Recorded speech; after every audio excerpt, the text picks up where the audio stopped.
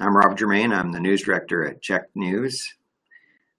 Welcome to all you Camosun students who are joining this broadcast. Happy to answer your questions today. Marina, your teacher, has submitted some questions on your behalf. So I'm going to go through them and answer them the best that I can. I'm news director. I've been here at Czech for 15 years as news director, and before that, 6 years as assignment editor. I started at what was then BCTV in Vancouver, which was a sister station to Czech at the time. It's now known as CanWest Global, or Global BC rather. The story of Czech is interesting. Czech was the first commercial television station in British Columbia. Went on the air in 1956. For about 3 decades, it was owned by the Griffiths family that owned Western International Communications. That same company owned BCTV. Again, that was our sister station. It also owned CKNW Radio in Vancouver and the Vancouver Canucks. So you used to see Canucks games on Czech occasionally back in the day. In 2000, CanWest Global took over Czech and took over BCTV and rebranded BCTV CanWest Global and rebranded us as CH. And they, at the same time, took over a whole bunch of newspapers, including the Times Colonist and the Vancouver Sun and Province in Vancouver, the National Post, Ottawa Citizen, newspapers across the country, television across the country, created what was the largest at the time conglomerate of media in Canada. In 2009, though, they were in serious financial trouble, and later that year went into receivership. But before they did so, they put up a number of their stations for sale, including Czech. And there were no buyers for Czech, even though it was for sale for $1. So the employees decided to get together, and we got some investors to back us, and we took over the station. It wasn't without a struggle. CanWest, it turns out, didn't really want to sell the station. They wanted to see it closed, presumably because it would have been competition. But nevertheless, we kept the pressure up and managed to, at the very last minute, and I mean the last minute, we took over the station, got approval from the CRTC to do so, and we kept it running. And it's now 8 years later. An employee-owned independent TV station, which is almost unheard of in this day and age. But we're proud to be doing what we're doing, serving the audience, serving the public, and we're looking to the future. We're doing a lot of investment right now in the company to make us more digitally responsive and serving our viewers better digitally. And we are becoming pretty entrepreneurial these days. We're actually making a go of it and having our best year ever. I'm going to answer a few questions for you about identifying and research stories, because I understand from Marina that's what you guys are most interested in.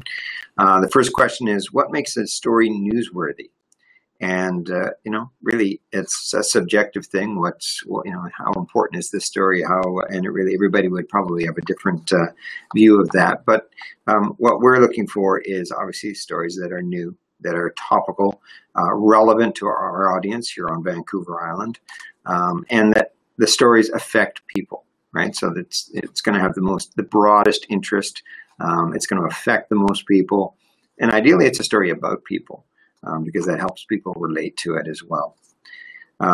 Television broadcasters, we want, again, stories that affect everybody. So we're not niche marketers, we're not niche broadcasters, we're broadcasters. Television is a mass media, so we have tens of thousands of people that are watching us of all ages, of all walks of life. And not just here in Victoria, but in Nanaimo, in Zabelis, in Tofino, all over Vancouver Island. In fact, we get quite a few viewers in the Lower Mainland and across Canada that watch us online on our streaming. What criteria do you use to select and place stories? Do you use different criteria for the web versus the live broadcast of a story? Yes, we even within a newscast, selecting stories and placing stories Depends on the type of story, frankly. If typically you want to have a hard news story lead your newscast, and your first block probably to be mostly hard news. But then you don't want to feed a diet of nothing but doom and gloom or hard news. People are looking for some levity. People are looking for some human interest stories, things that will reward the viewers for joining them. It's they have gotten what they need to know. Now they want to be entertained. And obviously, television and any medium, entertainment is a big part of our jobs. In terms of web versus television, a lot of difference there. Television is still a sort of a lean back experience for the most part, although people do sometimes watch it on their phones or what have you. But generally, they're watching it on a big screen.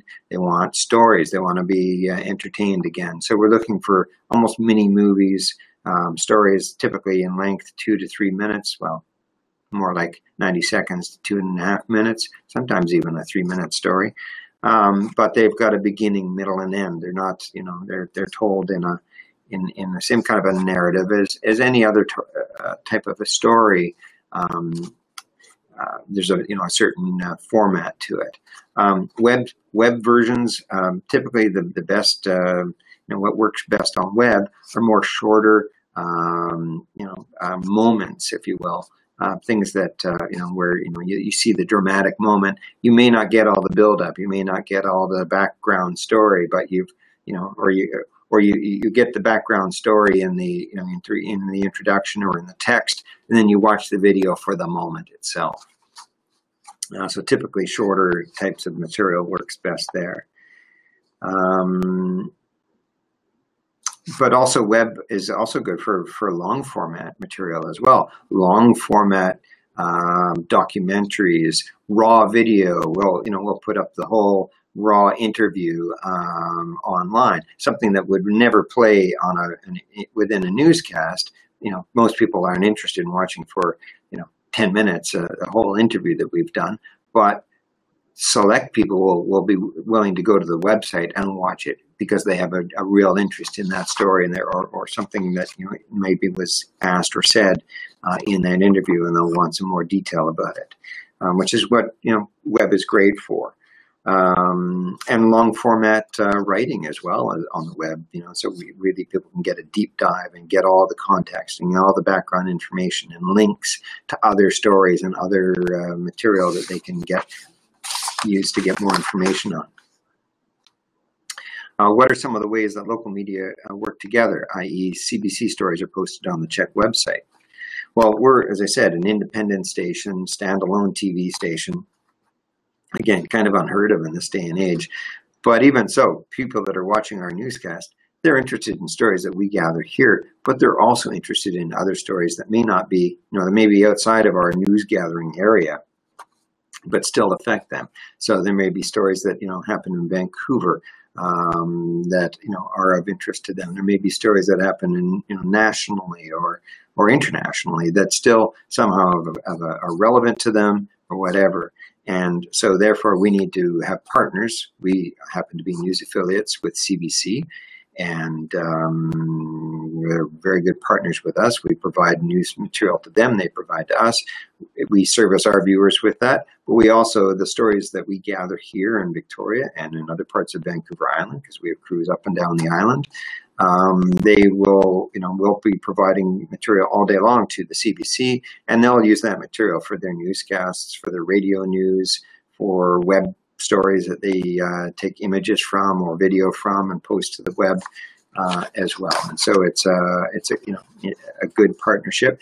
We also subscribe to Canadian Press, so we get information from them about stories that are happening all over Canada and beyond. CNN, we subscribe to CNN feeds and NBC feeds, so we get material from what's happening in the US and from their bureaus around the world. And then, we also partner with, so CBC Radio is actually in our building here. They lease part of our second floor from us. And so we're actually communicating with them all day long and bumping into them in the halls and talking about stories. And we actually share what news we're gathering and what we're pursuing. And they'll use our material sometimes in their news, in their radio news. the next day or even the same day. We also make our material available to the Q and the Zone radio here in Victoria. And so if you're listening to Cliff LeCain in the morning on the Q, he'll have the local news there. Sometimes he'll use clips that we've gathered here at Czech. Maybe it's an interview with the mayor or something like that. And typically Cliff will say, the mayor spoke to Czech News. Play the clip. So there's some cross promotion for us. There's helps expand our reach and to our audience that way. So really, the Q is the #1 commercial radio station in Victoria. The CBC is the #1 rated overall station on Vancouver Island. Both partners with us, so it really helps expand our reach in terms of who can access our material. And also we partner with the Times Colonist. We sometimes share resources with them. Sometimes you'll see an image from, that's been actually a still frame from one of our news stories that they'll utilize to go along with a text story that's online or in the newspaper. Interacting with marketing and communications people, PR people. We in the news business sometimes joke about people going to the dark side when they go into communications, but really they're valuable to have. We typically sort of interact with PR people in two different ways. One, we're receiving pitches, if you will, from people who are communications people representing maybe a business or a cause or something like that, and they want to get their story out. They want publicity. They want news to cover it. So there's those types of PR people we deal with, and then there's also the sort of the professional liaisons, if you will, that work with some of the larger organizations, typically like whether it be City Hall or the police department or a large a private business or whatever may have a PR company that when you contact them, you actually reach the media designated media person first. And often those are former journalists that are in those roles, and that's always helpful because they generally understand what we're looking for, and they understand deadlines, and they can we can work with them and tell them what we're looking for, and when we need to access. We're looking for an interview with somebody. We're looking for some information.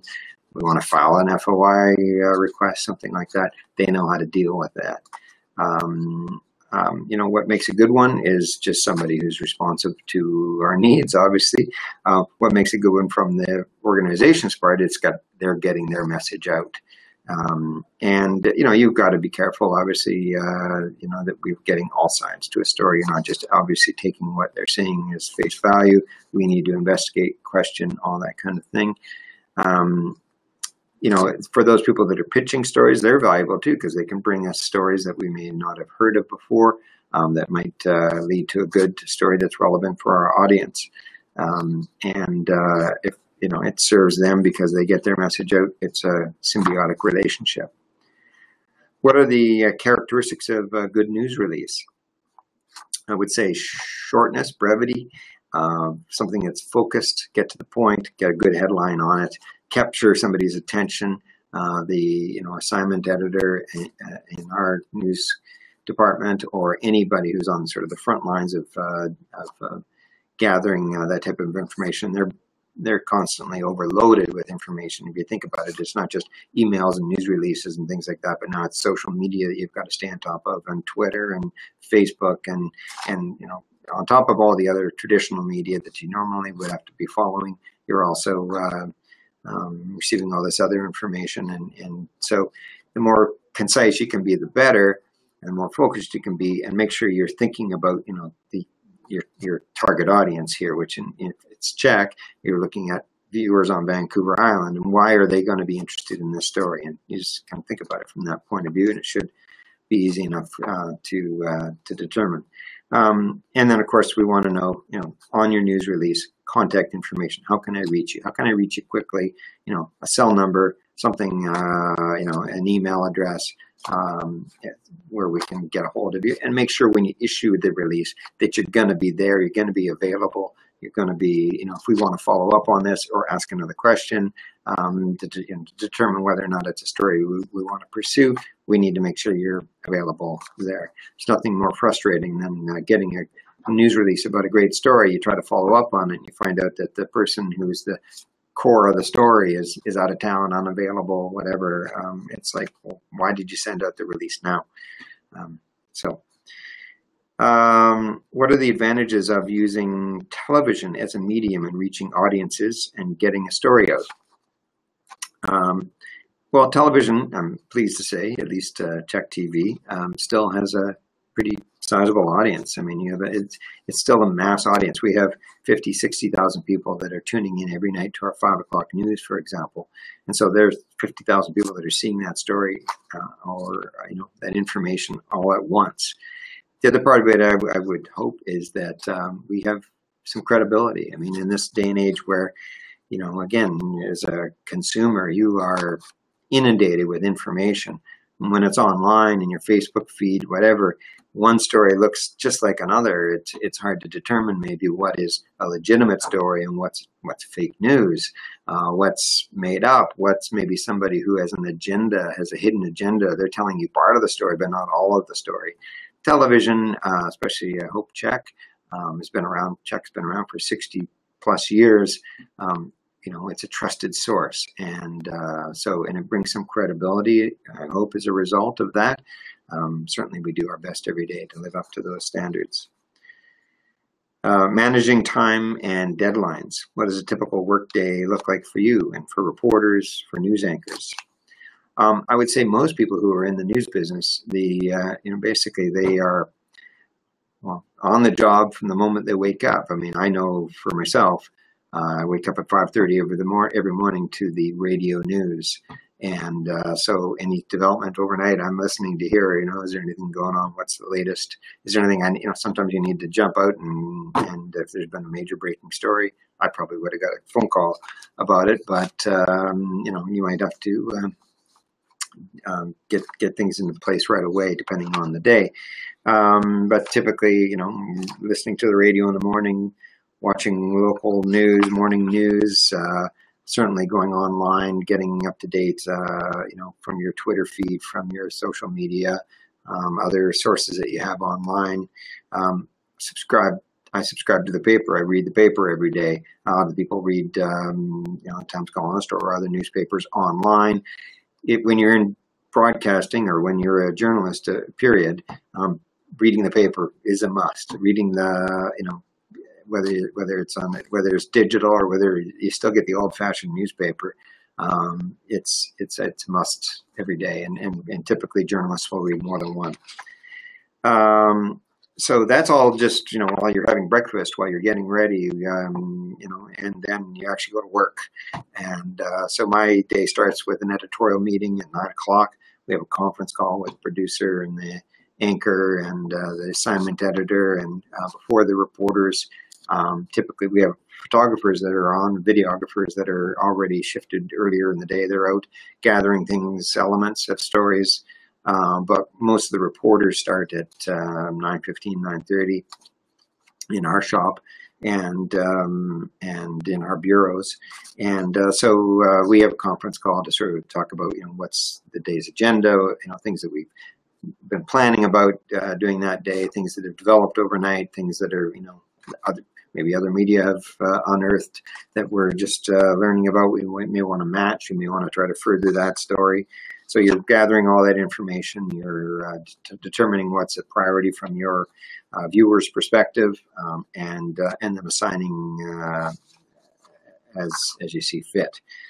So reporters typically get assigned to the story, then they're briefed on it. They're maybe doing some research themselves on it, setting up interviews, and going out with videographers. We also have video journalists that shoot, edit, and report themselves. So they'll actually set up the interviews, go out, gather the interviews, come back, edit the story themselves, put it together in that way. Our deadline is for our 5 o'clock news, our flagship news. But of course, we also are delivering online throughout the day as well. And we're currently in the process of expanding our digital side. We're hiring an early morning digital editor and a weekend digital editor as well, instead of just demanding the broadcast staff to do it. We're getting people that are wholly dedicated to that. So nowadays, typically for reporters, it's you get material, and you're tweeting it out, you're posting it to the website, whatever the news is as it develops, and then you're developing the whole story again in a longer format for the television audience at the end of the day or end of their day. There's other people that are starting, at 2:30 and working till late and that kind of thing. So it's obviously news is always going. How do you manage the deadlines, pressure that you routinely work under? Well, I think as a journalist, you either thrive on it or you probably don't last very long in the news business. When there's breaking news, I don't know any journalist that doesn't love it. They get an adrenaline rush, and there's nothing like it when there's real breaking news happening. It is tougher these days with all the demands of social media and demands of online reporting. You don't have the kind of the luxury of time like you used to. Of course, if it was a major breaking event, we'd always break into our regular programming, etc. But nowadays, everything is people expected on demand. I just heard about something. Why can't I find out anything on your website about it? It's the expectations are much higher, and so you have to constantly be publishing all the time.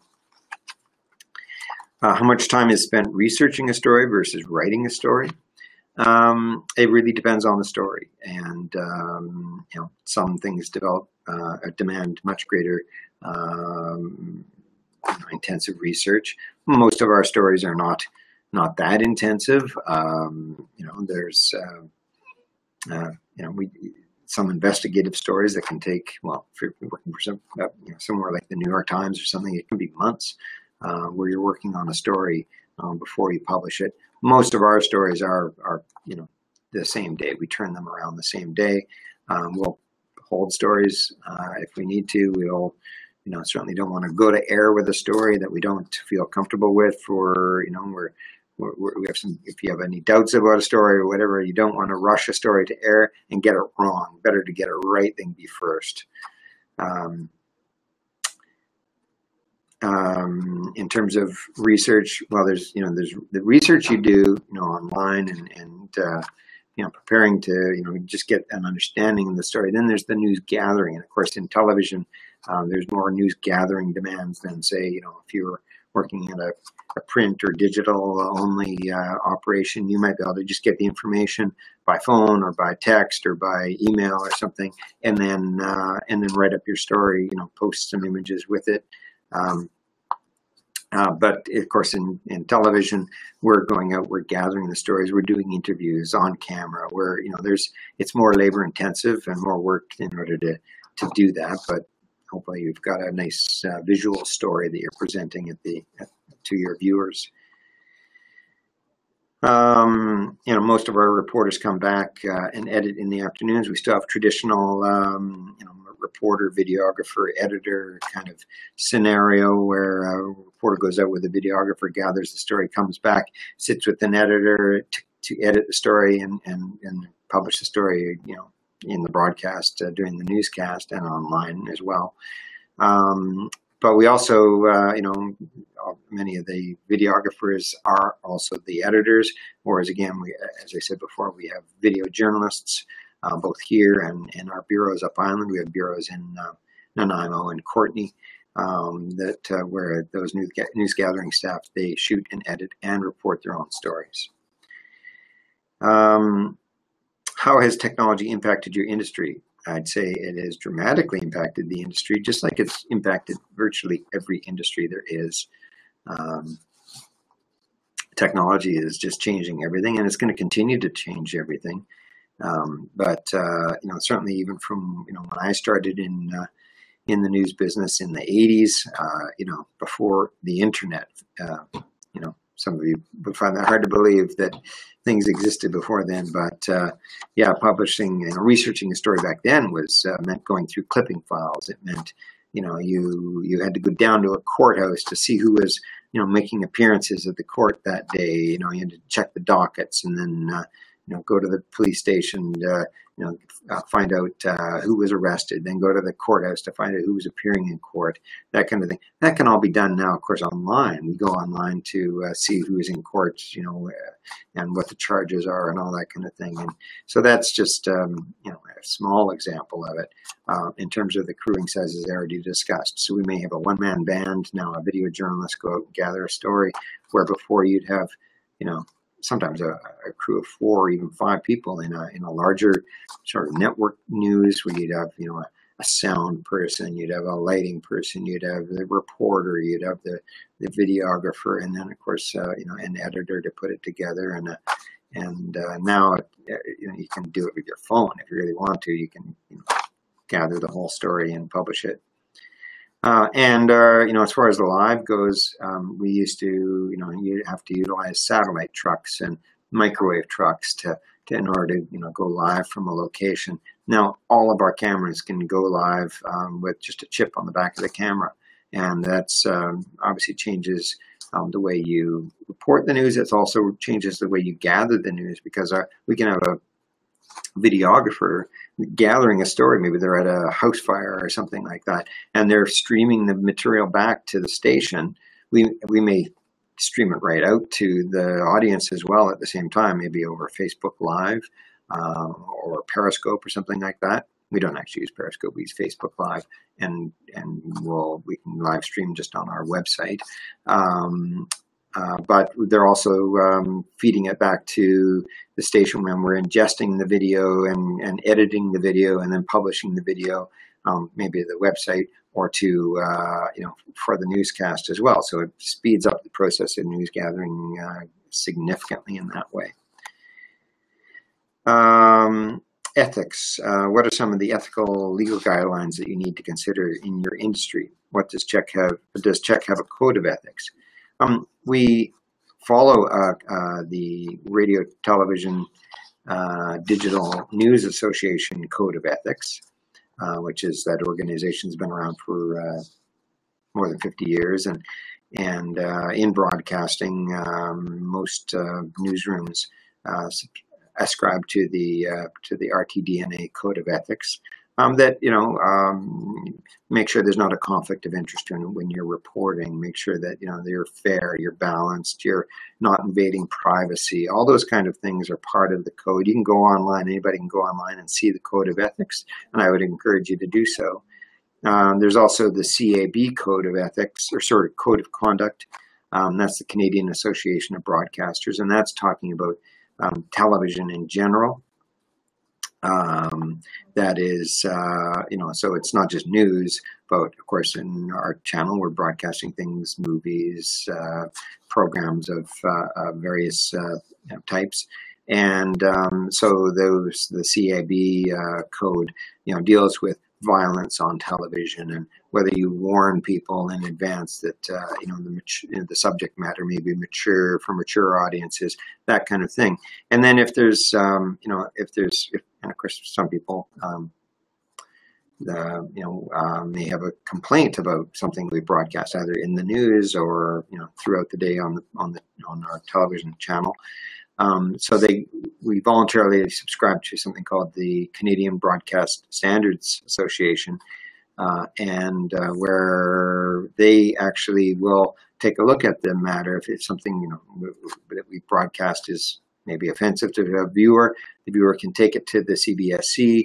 They will they'll look at it, they'll look at the material, and if they can't resolve the issue, they'll have a panel rule on whether or not this actually was in violation of the code of conduct that we follow, and they can demand the station make an apology or do something like that. And of course, we're also regulated by the CRTC, as is all radio and television broadcasting in Canada. The CRTC oversees that. We have a license to broadcast. In fact, we're just in the process of applying for a new, extending our license because the licenses have a limited term and you have to renew them. So we've just in the process of doing that. And of course, the CRTC looks at everything we do and how much local programming we do and how much Canadian content we do. And they, put certain demands on us that we, for example, have all of our news programming, in fact, all of our programming has to be closed captioned for the hearing impaired, that kind of thing. So they just are making sure that we are living up to the expectations and the standards and the conditions that are in our license. Trends, what are the biggest challenges and opportunities in the industry? Well, the biggest challenge is again just the digital disruption, and what it's disrupting is it's obviously it's fracturing the audience. Where you used to have just a few channels to choose from, and one or two newspapers to choose from, and a few radio stations. Now, of course, there's just a plethora of choices out there, and so that's fracturing the audience, making audience sizes smaller. Therefore, it's harder to monetize. Now, as I say, we still have a large audience watching our newscast every night.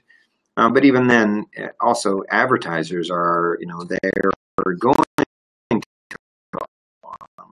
they're using terms of, so the revenue model is challenged in that way. Now, I'm pleased to say that we're still doing well.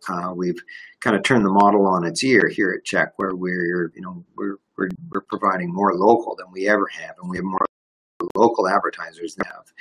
Where before, when we were part of a network, they were the national advertising and in the prime time broadcasts, and the national advertising is where you've really seen a large decrease.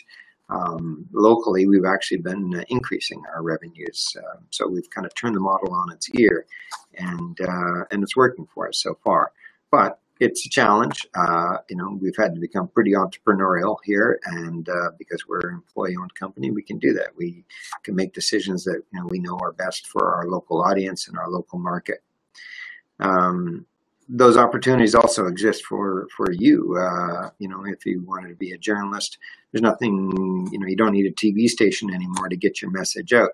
You can get a prosumer camera and gather a story and gather images and do interviews and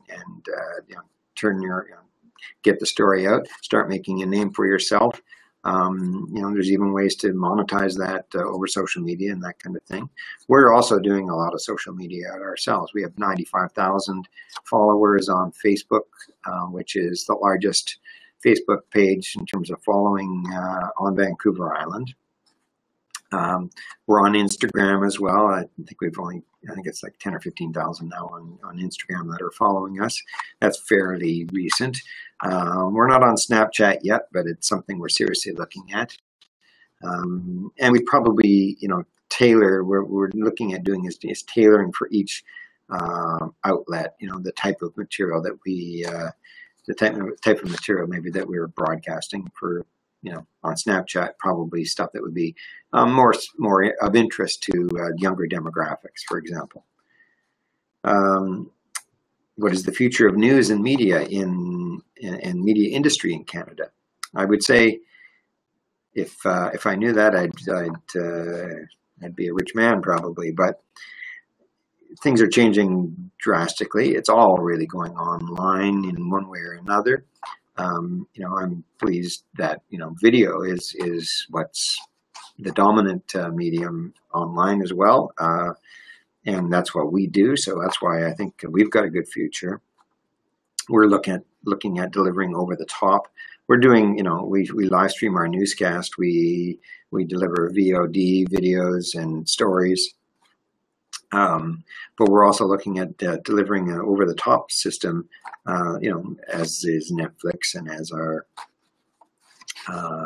many other channels these days that never used to even be contemplated when we first got in. When we first became independent, we knew there was a lot of digital disruption, but never had even heard of Netflix at that time in 2009. So things are changing rapidly, but there has also never been more demand from the consumer. I mean, because you've got your mobile phone that you can get news on 24/7. People are gathering, are interested in, and they're consuming more news. There's a greater demand than there ever has been in the past, and you can find an audience easily that way.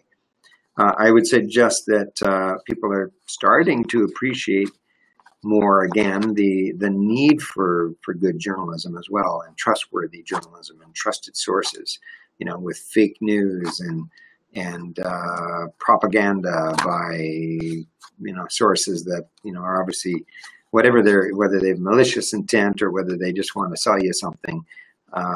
There's a lot of fake news out there, and so I think more and more people are going to start to really appreciate the trusted sources that are going to bring them unbiased, fair, balanced information that will help them make sense of their world and know what's really going on. Journalism is probably something that you're never, at least most people are not going to get rich doing, but it is a rewarding career. It is something that's never dull. And that that you're actually providing a valuable service to your community. That's one of the reasons.